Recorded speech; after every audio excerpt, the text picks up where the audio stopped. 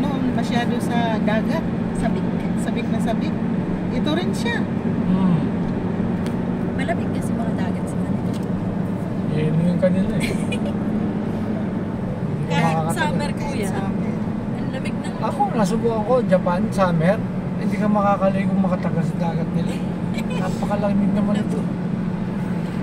Ewan ko ba, tonto yung mga hapon, naliligo.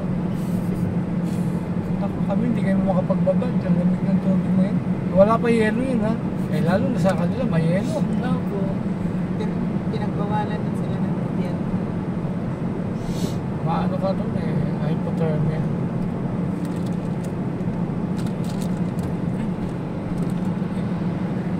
So we're early, Carol. It's only 3:10 in the afternoon. Yes. We have 4 hours to go. You have. Yes, very early. You better sleep on the bench.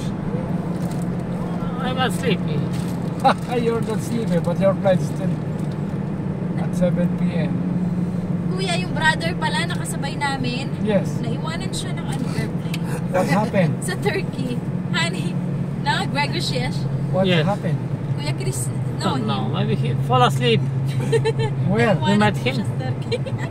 Maybe he fall asleep in Turkey. He had 2 hours to change the plane.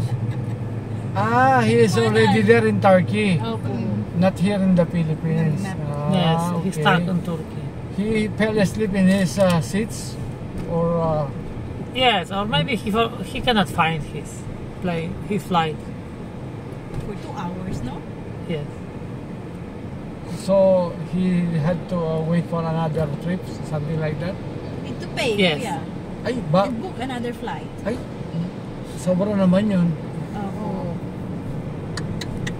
Hindi ko nakatulog siya. Nandun lang siya nag-aantay sa pupuan siguro niya. Nakatulog siguro sa After daw na about him Ay, second flight. mahirap yun. Yung Dapat, sister ang bumili ng ticket para sa kanya. Ito yung terminal. dapat pala nag-ano Siya. na... Ayala sa terminal Ayad. Hindi, local na lang yun, Oh, di ba?